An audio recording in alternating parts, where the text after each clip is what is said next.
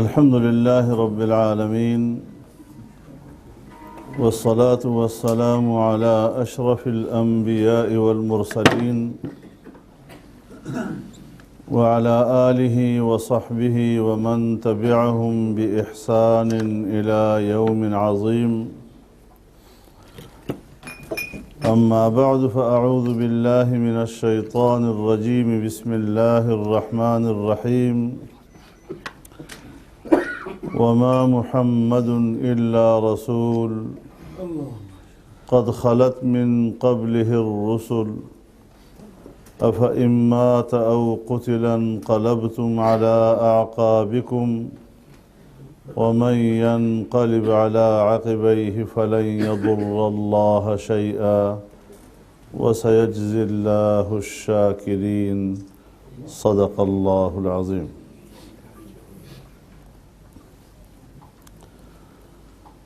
حضرات علماء کرام، بزرگان محترم، میرے دوستوں اور بھائیوں،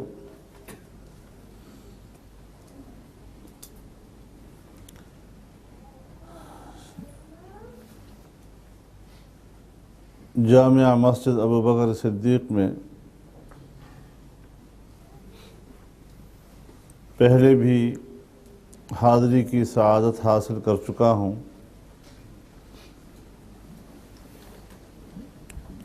اور آج تو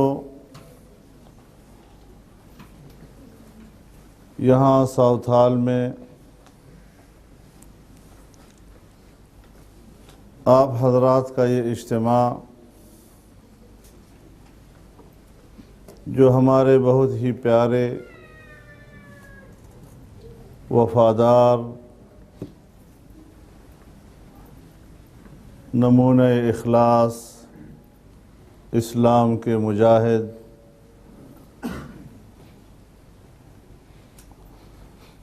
علامہ ڈاکٹر خالد محمود سومرو صاحب کی تعزیت میں آپ نے اس اجتماع کا اہتمام کیا ہے، ظاہر ہے میرا ذاتی فرض بھی بنتا ہے کہ میں اس پر آپ کا تہہ دل سے شکریہ ادا کروں کہ آپ اس اجتماع کے انعقاد کے ساتھ ہمارے غم میں شریک ہوئے ہیں اور اس عظیم سانحے کو آپ نے محسوس بھی کیا اور اسے اپنے لیے ایک صدمہ بھی تصور کیا۔ رب العزت مرحوم کی شہادت کو قبول فرمائے، ان کو درجات عالیہ نصیب فرمائے، اور اعلیٰ علیین میں اللہ ان کو اعلیٰ مقام عطا فرمائے۔ علماء کرام کی باتیں آپ نے سنی،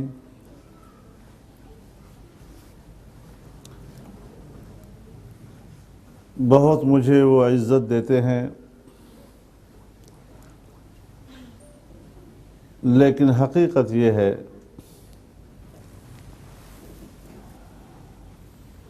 کہ میں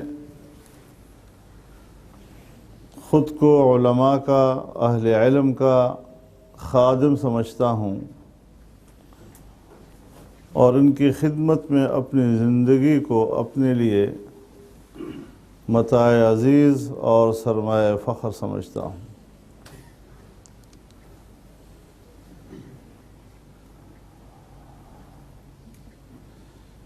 اس وقت دنیا میں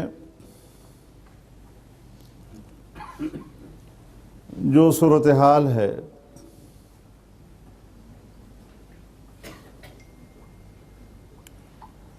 اور اس مجموعی صورتحال میں دین اسلام کو جس طرح پیش کیا جاتا ہے، دین اسلام کا جس طرح تعارف کیا جاتا ہے،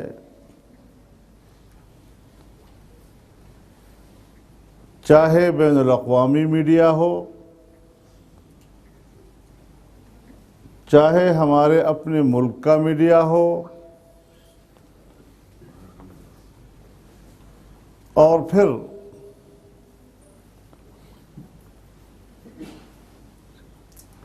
اگر کسی کی زندگی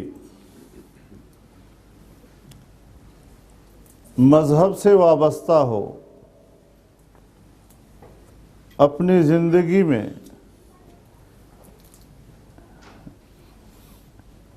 اسلام پر عمل پیرا ہونے کا ایک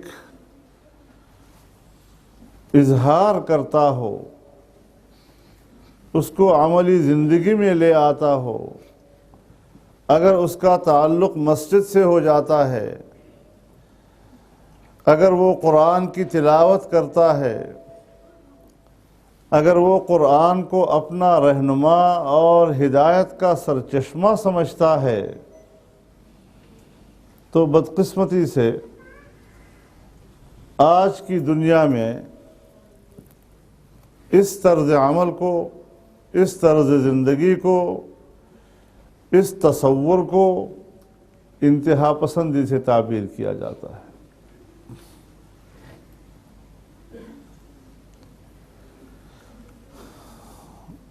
اور اگر مذہب سے کوئی تعلق نہیں، نہ وہ نماز پڑھے، نہ وہ مسجد میں آئے، نہ وہ قرآن کو ہاتھ لگائے، نہ قرآن سے رہنمائی حاصل کرے،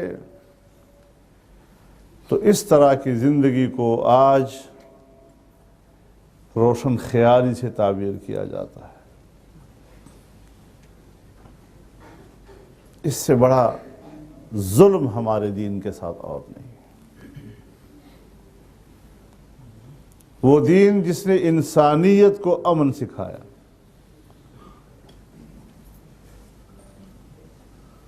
وہ دین جس نے انسانیت کو مقامی انسانیت بتلایا،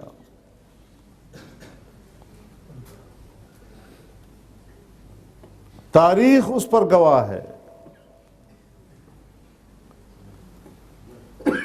اس دین اسلام کے خلاف جو پروپیگنڈا دنیا میں ہو رہا ہے، ہم اس پر احتجاج کا بھی حق نہیں رکھتے۔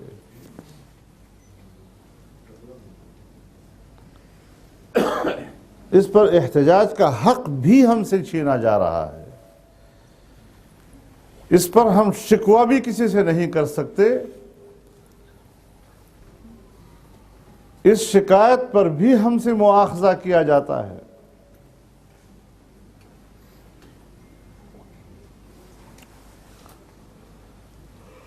لیکن ہم مذاکرے پہ یقین رکھتے ہیں، ڈیبیٹ پہ یقین رکھتے ہیں، ہم ہر فورم پر جانے کے لیے تیار ہیں۔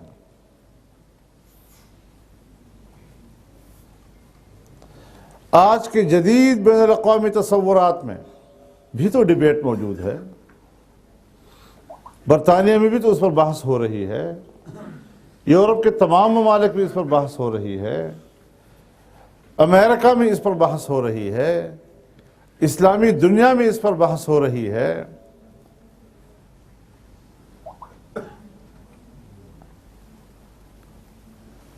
لیکن دنیا کو درس دیا جا رہا ہے کہ دلیل کی بنیاد پر بات کرو۔ یہ اچھی بات ہے، لیکن خود اپنے نظریے، اپنی سوچ، اپنی فلسفے کے لیے طاقت استعمال ہو رہی ہے۔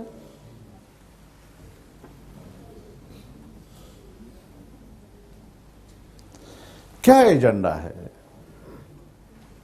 کیا مقصد ہے آخر؟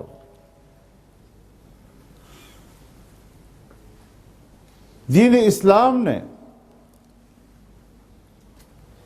جو بنیادی اور اساسی پیغام پوری انسانیت کو دیا ہے،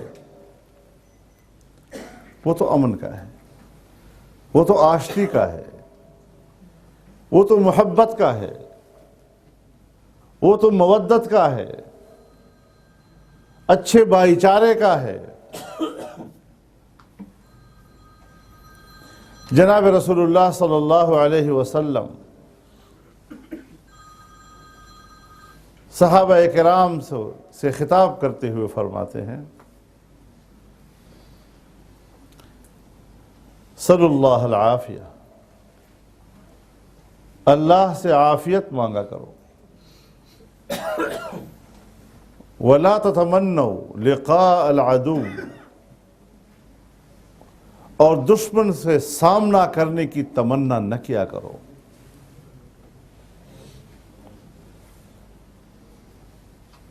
وَإِذَا لَقِيتُمْ فَاثْبُتُوا، ہاں اگر آمنا سامنا مقدر ہے، ایسے حالات مجبوراً پیدا ہو گئے کہ آپ کے اختیار سے باہر تھے، پھر بزدلی مت دکھاؤ، ڈٹ جاؤ، لیکن بنیادی طور پر فرماتے ہیں اللہ سے عافیت مانگا کرو، دشمن کا سامنا کرنے کی تمنائیں نہ کیا کرو۔ حضرت عباس رضی اللہ تعالی عنہ جناب رسول اللہ صلی اللہ علیہ وسلم کے چچا ہیں، عمر میں بڑے ہیں، حاضر ہوتے ہیں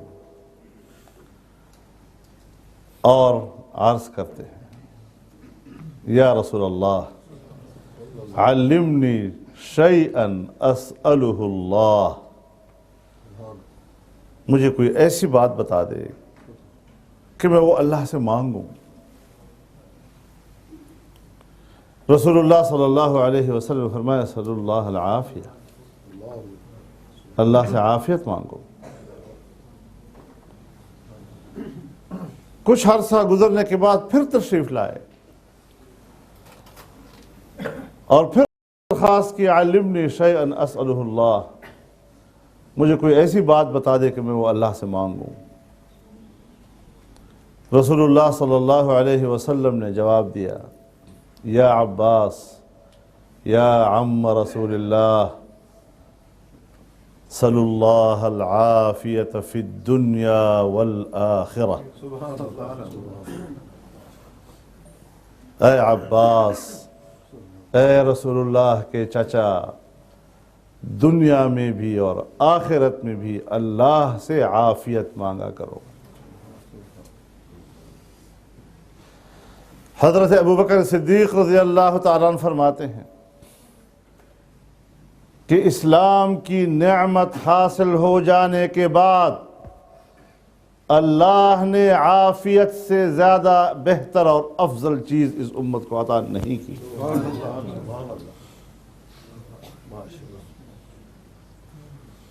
جس کو دین اسلام کی نعمت ملی، اس کے بعد افضل ترین چیز اس امت کو اگر عطا کی گئی ہے تو وہ عافیت ہے۔ کیا مسلمان اس تعلیم کو نظر انداز کر سکتا ہے؟ جو کلمہ گو ہو، جو رسول اللہ صلی اللہ علیہ وسلم کی اتباع کو اپنے اوپر واجب سمجھتا ہو،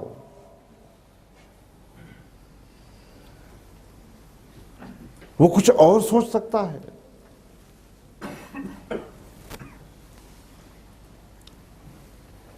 لیکن سارا معاملہ ہی الٹا کر دیا گیا ہے۔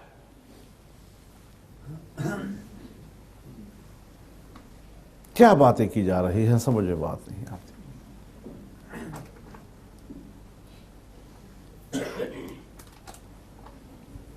اللہ تعالیٰ نے حضرت انسان کو بہت بڑا مقام عطا کیا ہے۔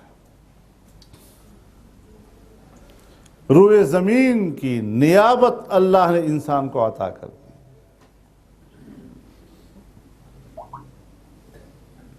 اور اللہ کی نیابت کا معنی کیا ہے؟ اللہ کی نیابت کا معنی یہ ہے کہ جو اللہ چاہتا ہے انسان وہی کرتا ہے۔ نافرمان کو کوئی اپنا خلیفہ نہیں بناتا، باغی کو کوئی اپنے مسند پہ نہیں بٹھاتا،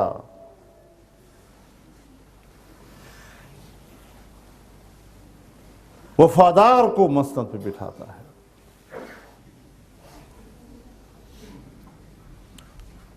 اب وہ وفاداری کی علامت کیا ہے؟ کب جا کر وہ مستحق بنتا ہے خلافت کا؟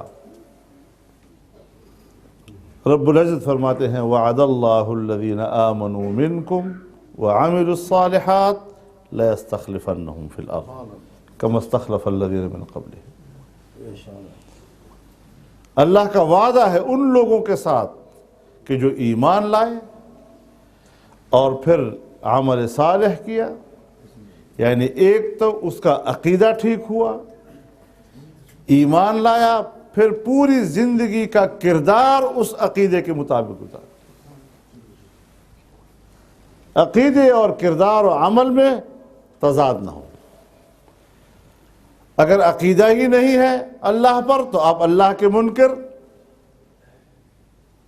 پھر بھی خلافت کا مستحق نہیں، اور اللہ کو مان لیا اور پھر اپنی زندگی اس کے مطابق نہیں بنائی، اس سے بغاوت کر لی، عملی زندگی کی بغاوت، پھر بھی انسان خدا کی خلافت کا مستحق نہیں ہے۔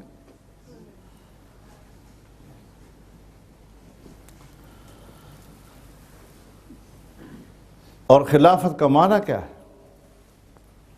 جب روئے زمین پر اللہ انسان کو اپنی نیابت عطا کرے گا تو وَلَيُمَكِّنَنَّ لَهُمْ دِينَهُمُ الَّذِي ارْتَضَىٰ لَهُمْ۔ اللہ تعالی روئے زمین میں اس دین کو اقتدار بخشے گا جو دین اللہ نے انسان کے لیے پسند کیا ہے۔ وہ نظام اللہ تعالیٰ اس کو قدرت دے گا، اور اللہ نے جو انسان کے لیے نظام پسند کیا ہے وہ کیا ہے؟ وَرَضِيتُ لَكُمُ الْإِسْلَامَ دِينًا، تمہارے لیے میں نے اسلام کو بطور نظام حیات کے پسند کر دیا ہے، اسی کے نظام کو میں اقتدار دوں گا۔ اور وہ نظام کیا ہوگا؟ وہ نظام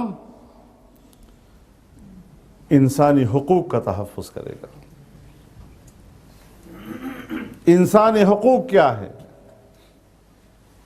تمام تر انسانی حقوق کا مدار تین چیزیں ہیں، تین چیزوں کے گرد تمام انسانی حقوق گھومتے ہیں: انسان کی جان، انسان کا مال، انسان کی عزت و آبرو۔ پوری دنیا میں چلے جائیں، مسلم ہو نان مسلم ہو، انسانی حق کو ان تین چیزوں سے باہر نہیں نکال سکتا۔ جان سے متعلق حقوق، مال سے متعلق حقوق، عزت و آبرو سے متعلق حقوق، اور انسان کی ان تین حوالوں سے اگر حق پر کوئی حملہ کرے گا تو تنازع پیدا ہوگا۔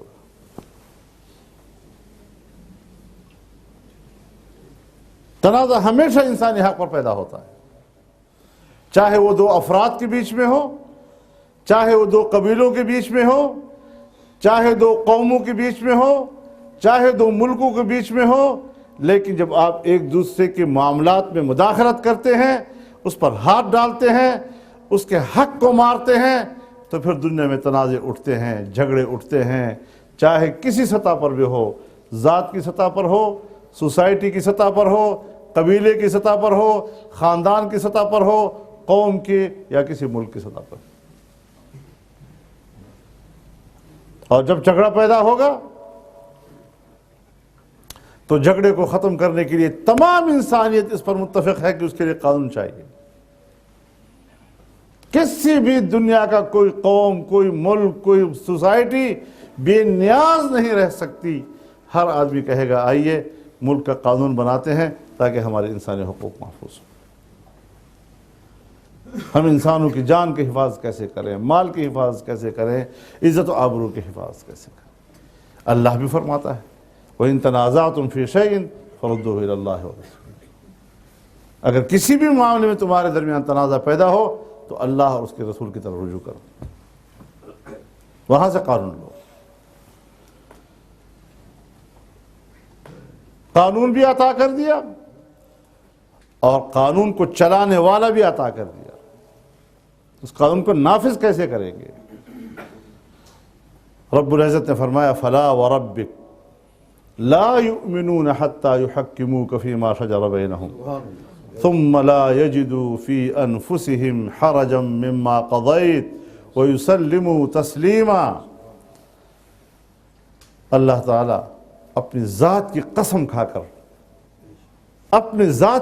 کھا کر فرماتے ہیں، رسول اللہ صلی اللہ علیہ وسلم کو مخاطب کر کے فرماتے ہیں کہ مجھے اپنی ذات کی قسم، مجھے تیرے رب کی قسم، لوگ اس وقت تک مؤمن کہلانے کے حقدار نہیں ہیں جب تک کہ وہ اپنے باہمی جھگڑوں میں آپ کو بطور حکم کے اور بطور قاضی کے اور جج کے تسلیم نہ کریں۔ سبحان اللہ۔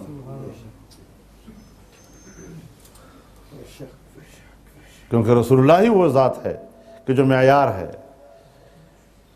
جو بات کرتا ہے وہی کرتا ہے جو اللہ کی طرف سے وحی ہو۔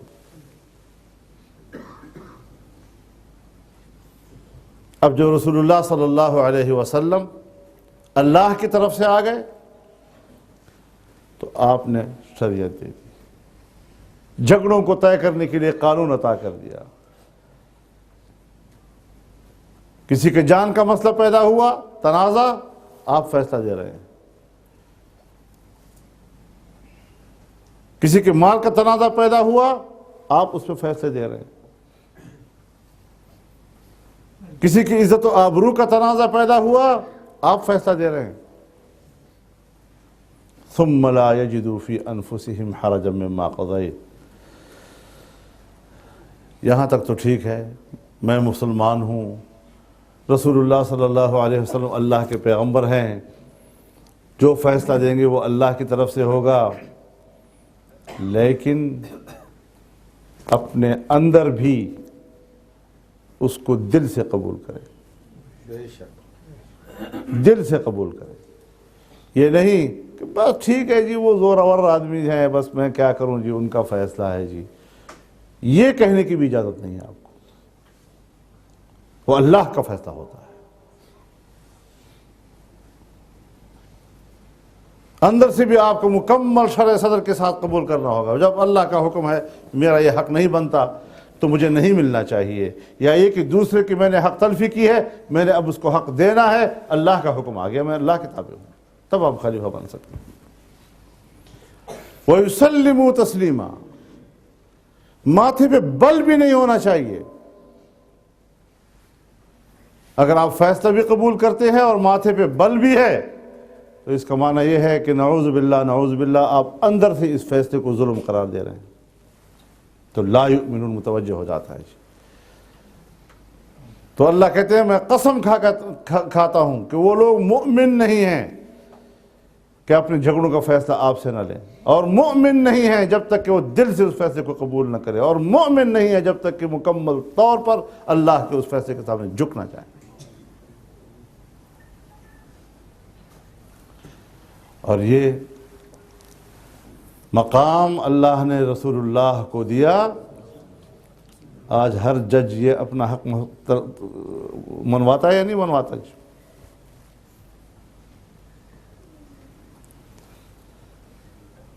دین تو وہی ہے۔ اب کوئی بھی اس منصب پر بیٹھا ہو وہ رسول اللہ کا نائب ہے، وہ اللہ کا خلیفہ ہے، قیامت تک چلتا رہے گا سلسلہ جی۔ اب اس قانون کا احترام ہے۔ ما كان لمؤمن ولا مؤمنة اذا قضى الله ورسوله امرا ان يكون لهم الخيرة۔ اللہ اکبر۔ اللہ اور اس کا رسول کا مقام کسی مؤمن کو، مرد ہو یا عورت، اللہ اور اس کے رسول کا فیصلہ آ گیا، اب اس میں ذرا بھر بھی اس میں تبدیلی کرنے کا کسی کو اختیار حاصل نہیں۔ فیصلہ ہوتا ہے۔ آج کے جج کو یہ حق حاصل اور اللہ کے پیغمبر کو پھر فیصلے کرنے میں یہ مقام حاصل نہ ہو، پھر تو ججمنٹ کا معیار ختم ہو جائے گا۔ ججمنٹ کا جو صحیح معیار انسانیت کو بتایا ہے اس کی تعریف اللہ نے دی ہے، اور رسول اللہ صلی اللہ علیہ وسلم کو اس کا مصداق بنایا۔ ہم اس کی پیروی کریں، ہم اس کے پیروکار نظر آئیں، تب جا کر ہم انسانیت کو امن عطا کر سکتے ہیں۔ ساری انسانیت کو امن کا درس اسلام دے، ساری انسانیت کو انصاف کا درس اسلام دے، ساری انسانیت کو سلامتی کا درس اسلام دے، اور اسی اسلام کے بارے میں کہا جاتا ہے کہ جی یہ تو انتہا پسندی کا مذہب ہے، انتہا پسندی سکھلاتا ہے۔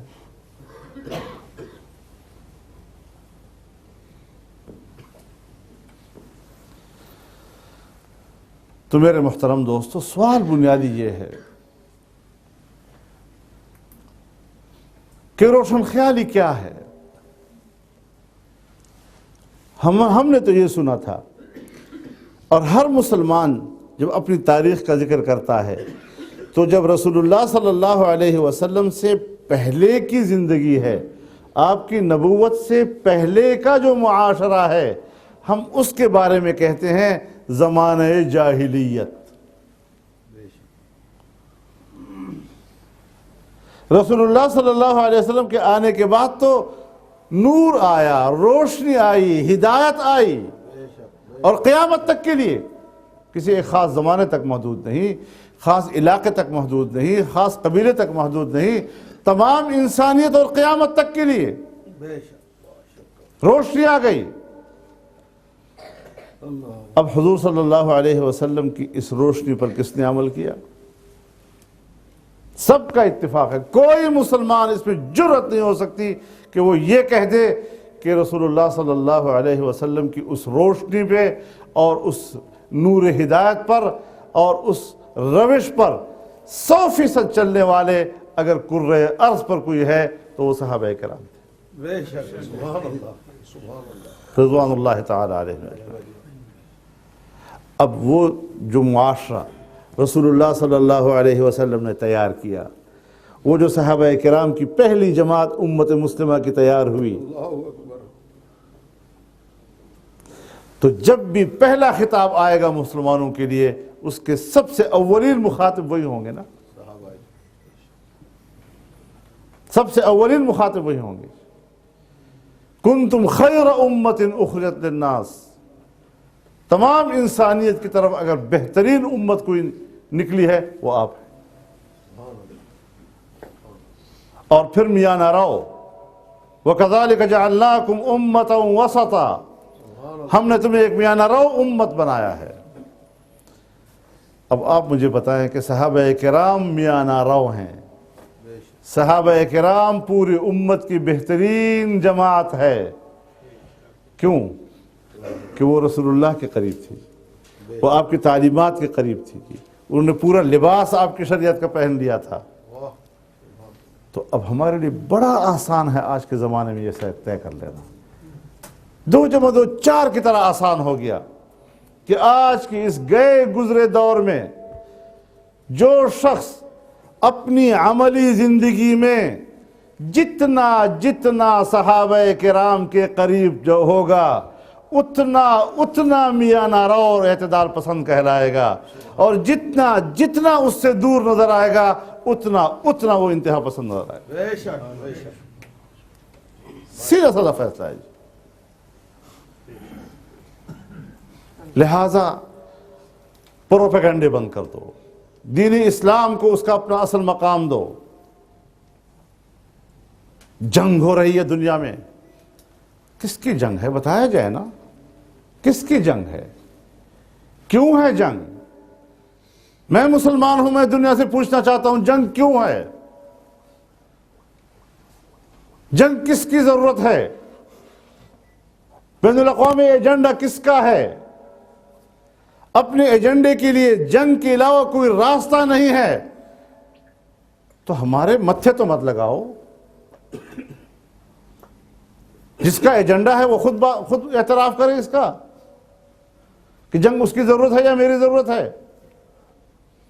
میں نے پاکستان میں بھی کہا ہے اور یہاں بھی کہنا چاہتا ہوں کہ جنگ مسلمانوں کی آج کے دور میں جنگ امت مسلمہ کی ضرورت نہیں ہے۔ جب جنگ میری ضرورت نہیں ہے میرے کھاتے میں کیوں ڈالتے ہو؟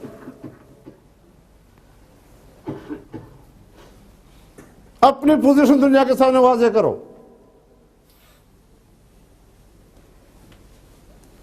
دعویٰ امن کا، راستہ جنگ کا.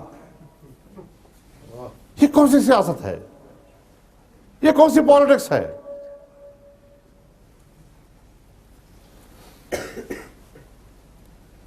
پاکستان میں علماء رہتے ہیں،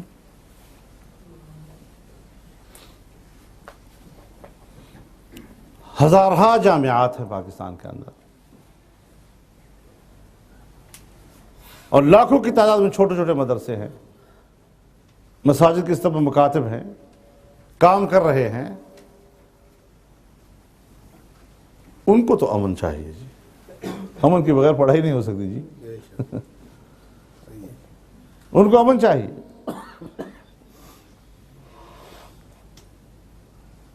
تمام جماعتیں اس پر متفق ہیں، تمام مکاتب فکر اس پر متفق ہیں کہ ہم پاکستان کے آئین اور پاکستان کے قانون کے دائرے میں ملک کے اندر زندہ رہنا چاہتے ہیں. پارلیمنٹ میں جا رہے ہیں لوگ، ایک جمہوری کردار ادا کر رہے ہیں، آئین و قانون کے دائرے میں کام کر رہے ہیں، پارلیمنٹ کے فورم پر ڈیبیٹ کرتے ہیں. ہم اپنا ہر بات کہتے ہیں، ضروری نہیں کہ میرے ہر بات سے کوئی اتفاق کرے، لیکن پارلیمنٹ ایک ایسا فورم ہے کہ یہاں مسجد میں بول رہا ہوں، یہاں یک طرفہ میں بول رہا ہوں. مجھے نہیں معلوم کہ میری بات پر کس کو اعتراض ہے، کتنا اعتراض ہے، لیکن پارلیمنٹ میں پتہ چلتا ہے جب آپ کوئی بات کرتے ہیں اور 10 آدمی آپ کی مخالفت میں آ کر تقریریں کرتے ہیں تو پتہ چلتا ہے. اور صرف پتہ نہیں چلتا، برداشت بھی پیدا ہوتی ہے کہ اختلاف کو سننے کی صلاحیت بھی پیدا ہو جاتی ہے آدمی کے اندر. اندازہ بھی لگ جاتا ہے کہ ممبر پر بات کرنا اور اسٹیج پہ بات کرنا جو ہے اور چیز ہے، اور پارلیمنٹ کے فورم پہ بات کرنا اور چیز ہوتی ہے. ہم نے تو وہ راستہ اختیار کیا ہے. تمام مکاتب فکر اس راستے پہ چل رہے ہیں، لیکن تنازعات حل کرو نا. کس مرض کی دوا ہے اقوام متحدہ؟ کس مرض کی دوا ہے سیکورٹی کونسل، جس نے پوری دنیا کو انسیکیورڈ کر دیا ہے؟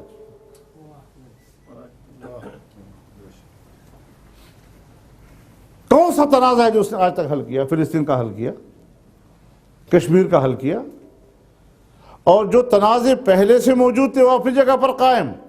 نئے نئے تنازعات پیدا ہو گئے. دنیا کا جغرافیہ تبدیل ہو رہا ہے. تو یہ ساری چیزیں یہ مدرسہ نہیں سوچ سکتا،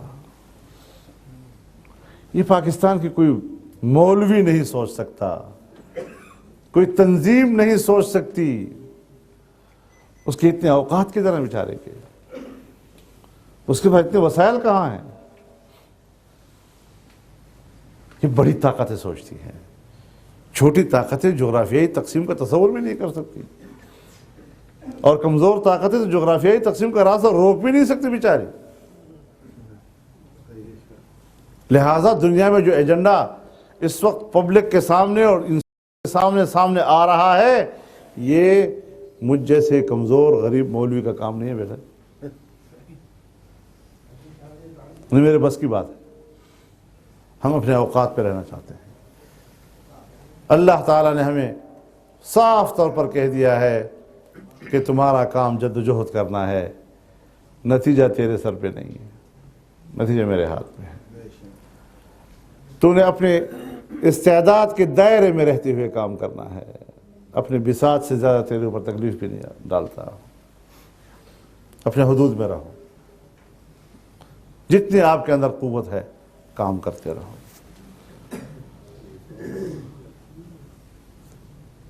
ڈاکٹر خالد محمود سومرو اس طبقے سے تعلق رکھتے تھے، چھوٹے سے گھر میں رہنے والے. ایک بڑے جاگیردار کے گھر میں ہمارا کھانا تھا سندھ میں. کھانے کے بعد ہم لوگ ہاتھ دھونے کے لیے غسل خانے کی طرف گئے. اب وہ غسل خانے کے سامنے کھڑا ہے اور یوں غسل خانے کی طرف دیکھ رہا ہے اور چپ ساتھ کھڑا ہے. میں نے کہا خیر ہے، آپ تو بڑے غور سے اس غسل خانے کی طرف دیکھ رہے ہیں. کہتے ہیں اس لیے غسل خانے کی طرف دیکھ رہا ہوں کہ اس غسل خانے برابر میرے گھر میں میرے سونے کا کمرہ ہے.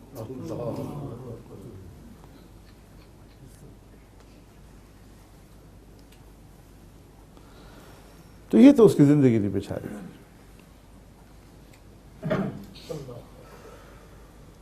صبح و شام اللہ کا دین پھیلانے والا، رسول اللہ صلی اللہ علیہ وسلم کی سیرت بیان کرنے والا. کیا جرم تھا اس کا؟ یعنی اب ہم کیا نتیجہ نکالیں؟ ہم اور آپ بیٹھے ہوئے ہیں، آپ بھی پڑھے لکھے لوگ ہیں، یورپ میں رہنے والے آخر ہیں. کیا نتیجہ ہم نکالیں؟ میں امن کی بات کرتا ہوں، یہ جرم ہے. میں جنگ کے خلاف ہوں، یہ جرم ہے. کس چیز کی سزا ہمیں دی جا رہی ہے؟ 3 خودکش حملے میرے اوپر ہوئے ہیں، 3 اٹیک میرے گھر پہ ہوئے. مولانا معراج الدین جمعیت علماء کے MNA تھے، ممبر نیشنل اسمبلی تھے، شہید کر دیے گئے. مولانا حسن جان میرے استاد بھی تھے اور پارلیمنٹ کے ممبر بھی رہے تھے، شہید کر دیے گئے. مولانا نور محمد صاحب میرے والد صاحب کے شاگرد، بڑے عالم دین، بہت بڑے استاد تھے، پارلیمنٹ کے ممبر رہے، شہید کر دیے گئے. ڈاکٹر خالد سومرو پارلیمنٹ کے ممبر تھے، شہید کر دیے گئے. کیا جرم تھا ان کا؟ کچھ چھوٹے لوگ، عام لوگ، میں کہتا ہوں بھائی یہ کیا ہے؟ دھماکہ ہے تو عام لوگ اڑ رہے ہیں، اور ذرا تھوڑی سی کوئی حیثیت کے لوگ ہیں جو قوم کی رہنمائی کر سکتے ہیں، جس پر قوم کو ایک اعتماد ہوتا ہے، ان کو نشانہ بنایا جا. کس چیز کا سامنے مل رہی ہے؟ کیا عام آدمی چاہتا ہے کہ جنگ ہو؟ اس بیچارے کو فکر نہیں ہے کہ میں نے رات گھر واپس آنا ہے، میں نے بچوں کے لیے روزی کما کر گھر جانا ہے. بازار میں آیا ہوا ہے کچھ خریدنے کے لیے، بچوں کو لے جانے کے لیے، اور وہ گھر تک نہیں پہنچ پاتا. کس نے یہ حالات پیدا کیے ہوئے ہیں؟ بہت بڑا سوال ہے. کون اس کا ذمہ دار ہے؟ بہت بڑا سوال ہے. آسانی سے تصویر اخبار میں دے دینا، بس جس کی داڑھی ہے اور جس کے سر پہ پگڑی ہے، بس اس کا معنی ہے کہ یہ دہشت گرد ہے، اس کی وجہ سے فساد. اس بیچارے کی کیا اوقات ہے؟ کس چیز کے ہمیں سزا دی جا رہی ہے آخر؟ تو جب آپ ایک امن کے علمبردار کو قتل کر رہے ہیں، جب آپ ایک ایسے شخص کو جو ملک میں آئین و قانون کی بالادستی چاہتا ہے، جو دنیا میں جنگ کی مخالفت کر رہا ہے، اور اس کو آپ نشانہ بنا رہے ہیں، تو اس کا معنی یہ ہے کہ شاید اس وقت دنیا میں جو روش چل رہی ہے، یہ جنگ کا ماحول، اس کو فروغ دینا، یہ ترجیح ہے، یہ پرائرٹی ہے. امن کی طرف لوگوں کو بلانا اور دعوت دینا یہ پرائرٹی نہیں. اور یہ سب کچھ اسلامی دنیا میں ہو رہا ہے. اس کے لیے صرف اسلامی دنیا کی کیوں مختص کیا گیا ہے؟ یہ آگ صرف مسلمانوں کے پر کیوں برس رہی ہے؟ اس آگ میں صرف مسلمان کیوں جل رہا ہے؟ یہ سارے سوالات ہیں، سنے جائیں یہ سوالات. جہاں امن کی ضرورت ہے ہم تعاون کرنے کے لیے تیار ہیں، باوجود اس کے کہ ہمارے انتہائی اعلیٰ پائے کی شخصیات اس امن کے دعوت میں شہید ہو گئے اس راستے میں. تب بھی ہم اشتعال میں نہیں آ رہے. ہم اپنے منہج کو اور اپنے روش کو برقرار رکھے ہوئے ہیں، اور ہم کبھی بھی انتہا پسندی کی طرف نہیں جائیں گے، نہ اپنا راستہ چھوڑیں گے انشاءاللہ.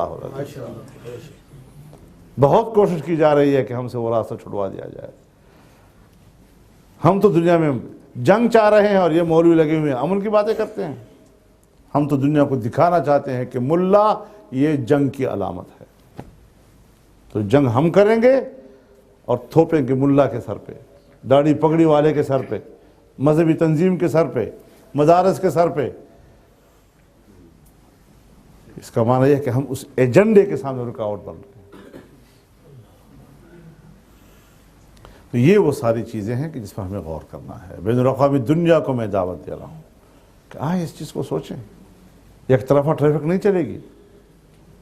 ہم نے سب بطور انسانوں کے ایک دوسرے کے ساتھ مل کے چلنا ہوگا۔ واقعات ہر جگہ ہوتے ہیں، معاشرہ جہاں بھی ہو اس کے اندر برے لوگ ہوں گے، جرم کرنے والے لوگ ہر جگہ ہوتے ہیں، لیکن اس کی وجہ سے نہ قوم کو برا کہا جاتا ہے، نہ ملک کو برا کہا جاتا ہے، نہ شہر کو برا کہا جاتا ہے، نہ کسی مذہب کو برا کہا جاتا ہے۔ تو اس حوالے سے ہمیں اصل مسئلے کو سمجھنے کی طرف جانا ہوگا، ڈیبیٹ کی طرف جانا ہوگا۔ آئے ہم بات کرنا چاہتے ہیں، لیکن معاملات تو حل کرو۔ قومیں برباد ہو رہی ہیں، لڑائیاں ہو رہی ہیں، سرحدات پہ جنگیں ہو رہی ہیں، اور نہ کشمیر کا مسئلہ حل ہو رہا ہے، نہ فلسطین کا مسئلہ حل ہو رہا ہے، نئے نئے مشکلات افغانستان، عراق، لیبیا اور شام اور کہاں پر، اور یمن میں اور بحرین میں کیا کیا صورتحال روز بروز بگڑتی چلی جا رہی ہے۔ کون بگاڑ رہا ہے اس کو؟ کہاں ہے بین الاقوامی ادارے؟ کہاں ہے بین الاقوامی فورم جنہوں نے پوری دنیا کی سلامتی اور سیکورٹی اور امن کا ٹھیکہ لیا ہوا ہے، اور جس پر اربوں ڈالر خرچ ہو رہے ہیں؟ کارکردگی کیا ہے؟ مایوس کر رہے ہیں بین الاقوامی ادارے، قوموں کو اور عام انسانیت کو مایوس کر رہی ہے۔ تو اپنے کردار پہ غور کریں۔ میری کمزوری بھی کیوں نظر ڈال رہے ہو؟ جب حکومت نہیں ہوگی تو افراتفری ہوگی۔ حکومت ہے، نظام ہے، معاملات ٹھیک چلتے ہیں۔ اور اس وقت پوری دنیا قریب ہو گئی ہے۔ اب وہ زمانہ بھی نہیں ہے کہ ایک ملک اور دوسرے ملک کو ایک دوسرے کے بارے میں پتہ بھی نہیں ہوتا تھا۔ وہ زمانہ بھی نہیں ہے جی۔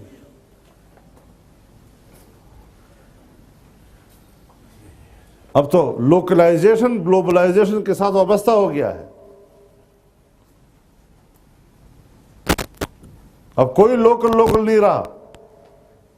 اب تو گلوبلائزیشن اور لوکلائزیشن مل گئے نا، گلوکلائزیشن بن گیا ہے۔ اب بین الاقوامی ادارے کیا کر رہے ہیں قوموں کے ساتھ؟ کیا ان کا کردار سامنے آ رہا ہے؟ کیا رول سامنے آ رہا ہے ان کا؟ تو قوموں کو اپنی جگہ پر شکایات ہیں، وہ امن چاہتے ہیں، وہ پرسکون زندگی چاہتے ہیں۔ اور کیا ہمارا فرض نہیں کہ ہم اپنے آنے والی نسلوں کو ایک پرامن مستقبل ان کے ہاتھ میں تھمائیں؟ تاریخ کیا لکھے گی کہ ہم لوگ اپنے آنے والی نئی نسل کو ایک خون آلود مستقبل حوالے کر رہے ہیں۔